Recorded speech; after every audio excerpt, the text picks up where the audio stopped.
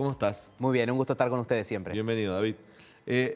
Campo, hasta ahora, todas las propuestas que le hicieron para que liquiden mayores exportaciones, granos, no funcionaron, no convence. No funcionaron como bien adelantaban recién. Lo del dólar soja, entre comillas, porque en realidad no es dólar soja, bien lo explicó Leandro recién, fracasó totalmente. Hoy se están hablando dos alternativas, básicamente. Una de ellas es lo que era 70-30%, 30% poder comprar dólar solidario con los pesos que se vendían de soja, Claro. llevarlo a un 50-50. Y después otra alternativa es dar un certificado de crédito fiscal por parte de los derechos de exportación para que después el productor ese certificado lo pueda usar para pagar impuestos o cedérselo a alguien Esa es una más. resolución del 2008, ¿no? Sí. Es vieja, Sí. creada por el kirchnerismo en el primer gobierno de Cristina. Así es. ¿Esa resolución en la práctica da un efecto neutro en las retenciones para el productor? Depende de qué nivel sea, o sea, tenemos más de 30 puntos de derecho de exportación en soja, 33 puntos, 12 en trigo y en maíz. Si se da solamente en el caso de soja, si está cerca del 30, termina generando un efecto neutro de los derechos de exportación. Si está por debajo, no. Estas son las cosas que se están hablando y ¿por qué no convencen? Que era tu pregunta, ¿por qué no para convencen? resolverte. Pues en realidad son parches que no generan un cambio significativo. Hoy el gran problema que tenés, que lo tiene el campo y lo tiene cualquier sector exportador del país, es que el campo genera el 70% de las exportaciones del país. Por eso está muy focalizada ahí la discusión. Y la soja, el 40 y pico % de todas las exportaciones del campo. Entonces, por eso están muy centralizadas en ese tema de la discusión. Hoy el gran tema es la brecha cambiaria, superior al 100%, y un tipo de cambio oficial totalmente artificial y atrasado. Si hoy tuviéramos el tipo de cambio, contabilizando la inflación, que teníamos en agosto de 2020, hace 2 años con este mismo gobierno, equivale a un tipo de cambio de cerca de 200 pesos, versus un tipo de cambio oficial de 130. Como para que te des cuenta qué pasó en estos 2 años, por qué estamos en este problema cambiario. Porque hubo un profundo atraso cambiario que es acompañado del otro lado con una importante emisión de pesos. Entonces tenés atraso cambiario. ¿Qué es el atraso cambiario? Que todas las actividades exportadoras cada vez reciben menos por lo que venden respecto a sus costos. Sus costos van al ritmo de la inflación y sus ingresos se los va comiendo la inflación, ¿no? Eso es el atraso cambiario, básicamente. Te doy un ejemplo, si querés, para que se entienda mejor. La soja, en el último año aumentó un 57%. La inflación más del 70%. Los fletes en los cuales va esa soja aumentaron 74%. Y la soja aumentó 57% porque aumentaron los precios internacionales. Pero el tipo de cambio a nivel local, el tipo de cambio oficial aumentó solamente un 35%, la mitad de lo que fue la inflación. Y eso pasó en el último año y algo similar había pasado el año anterior.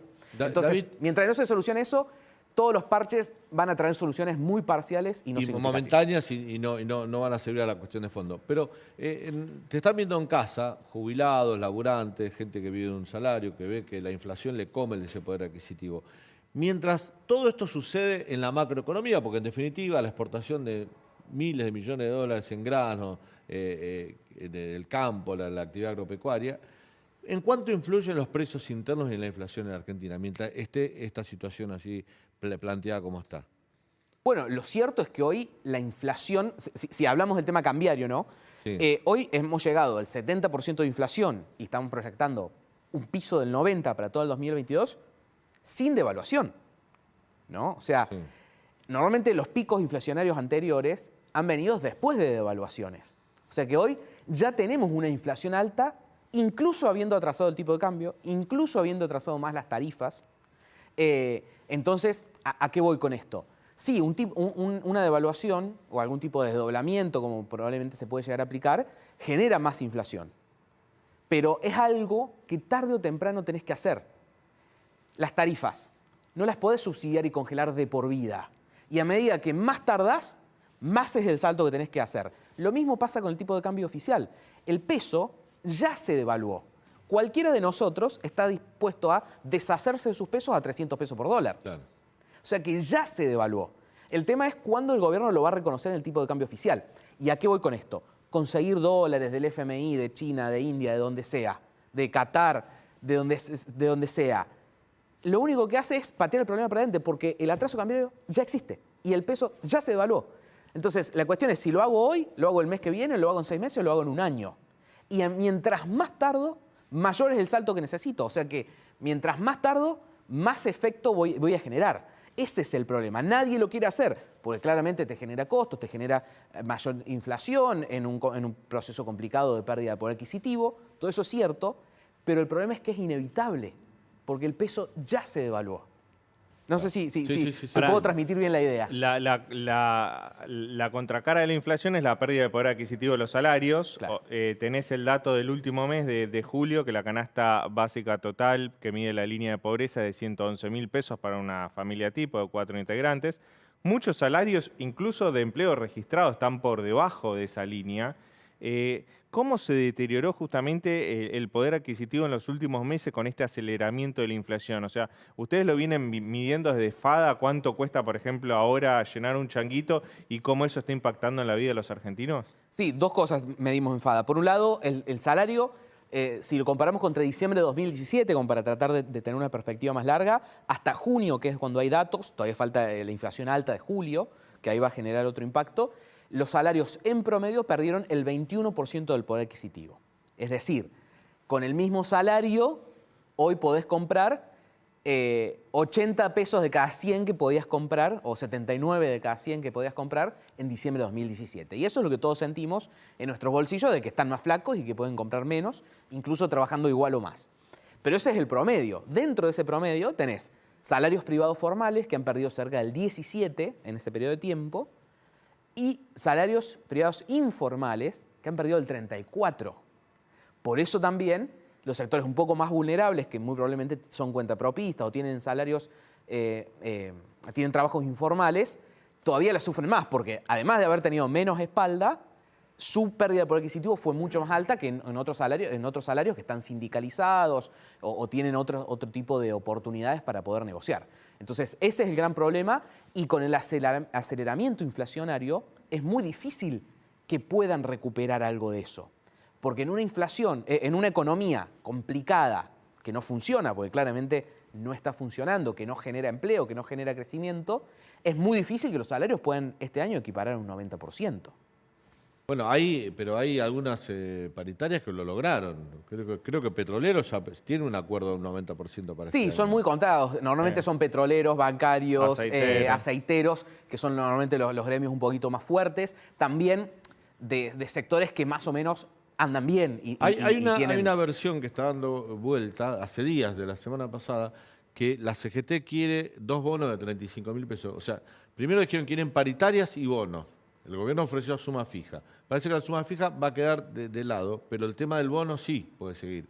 Y la CGT quiere 2 bonos de 35.000 pesos, uno en septiembre y el otro a principios del año que viene, a más tardar en marzo, y el gobierno ofrece uno solo de 30.000. ¿Esto es así, Leandro? Sí, pero no va a alcanzar, porque como decía David, la inflación este año va a estar entre el 90 y el 100%, y lo que se está hablando es que el año que viene sería mayor, porque acá el problema... Lo que están pensando, perdón, la CGT está pensando, bono de 35 en septiembre, aguinaldo en diciembre, bono de 35 en febrero, marzo, te da en un semestre de mucha inflación poner que los trabajadores tengan un mango extra en el bolsillo, como para poder atravesar.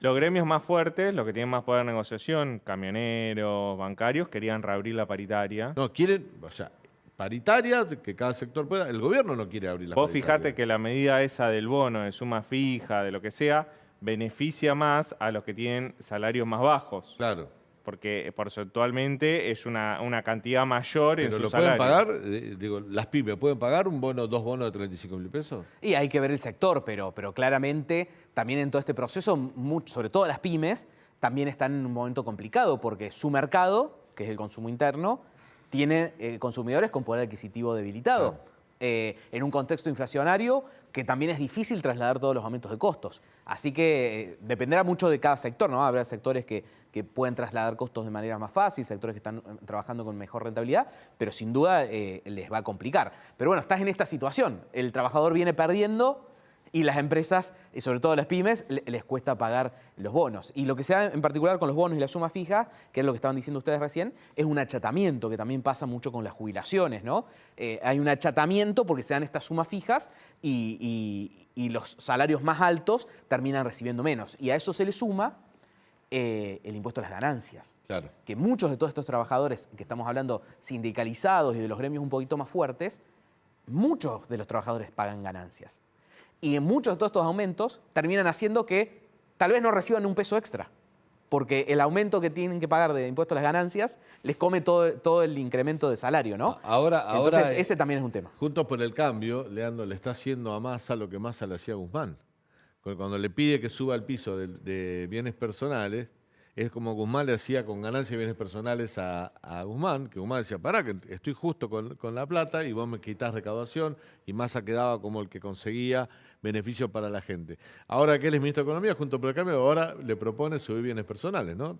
Sí, bueno, justamente cuando no estás en el gobierno tenés más libertad, ¿no? El famoso teorema de Baglini, Sí, cada vez que te claro, acercas más está al bien, gobierno. pero Massa, Sí. que él también se sintió un líbero Sí, que otorgaba medidas de alivio medidas fiscal. para los laburantes, y él se sacaba, por ejemplo, cuando subió el piso de ganancias, fue todo de él, o sea, lo absorbió como un éxito de él. Ahora él, como ministro de Economía, la oposición le está haciendo lo que él le hacía a Guzmán, porque Guzmán no quería que Massa haga eso. Por también. supuesto. Vos, David, en base a lo que se ha visto de este nuevo ministro de Economía, de Sergio Massa y este gobierno, ¿qué crees más posible? ¿Que haya un plan de shock, de estabilización de la economía, o un vamos viendo para llegar a las elecciones de 2023? Vamos viendo para llegar a las elecciones de 2023. No, claramente, por dos razones. Principalmente un programa de shock, de estabilización, normalmente se hace para, bueno, frenar con lo que venías haciendo y tratar de ir a una situación nueva, más estabilizada, donde haces todo junto porque la situación muchas veces lo demanda, o si no lo haces todo junto, los pedidos y las demandas de todos los sectores te empiezan diluyendo ese programa de estabilización. Pero también lo que tiene es que necesita mucha credibilidad. Entonces, normalmente estos planes de estabilización los pueden hacer los gobiernos apenas arrancan. Es muy difícil que los gobiernos, sobre todo después de haberse mostrado muy responsables en el frente fiscal, en el frente monetario, en el frente cambiario, tengan el nivel de credibilidad para poder implementar un plan de estabilización. Entonces, por esas dos razones, y además la tercera, es que generan mucho costo político en lo inmediato y se empiezan a ver los beneficios al año o los 2 años. Entonces, por todas esas razones, es muy improbable que hoy se implemente un plan de shock de estabilización. Entonces, lo más probable es aguantar, que la economía aguante, la atamos un poquito con alambre para llegar a fin de 2023. ¿Te puedo agregar un verbo y me decís si me equivoco o no? Aguantar y ajustar. Bueno, para aguantar hay que ajustar. hay que ajustar. El ajuste que Massa hizo esta semana de 255 millones de pesos, incluso en áreas sensibles como la educación, y hemos hablado acá de este tema, en obra pública, los gobernadores están preocupados porque también les toca a ellos aguantar y ajustar, porque se viene también, parece que Massa no le tembló la virome roja a la hora de tachar gastos. Tal cual, porque la verdad es que si seguíamos como veníamos, íbamos directo a una aceleración inflacionaria, si no es que tarde o temprano a una hiper. Por eso el aguantar implicaba en realidad ajustar. Ajustar por el lado monetario. De hecho, unos días antes que asumiera Massa, ese jueves anterior, subieron las tasas a un nivel real del 96% anual, el Banco Central. Y a eso después se le fueron sumando todos estos recortes en el área fiscal, porque básicamente no queda otra que gastar un poco menos para tratar de emitir un poco menos, para tratar que la inflación no se siga disparando. Esto no es...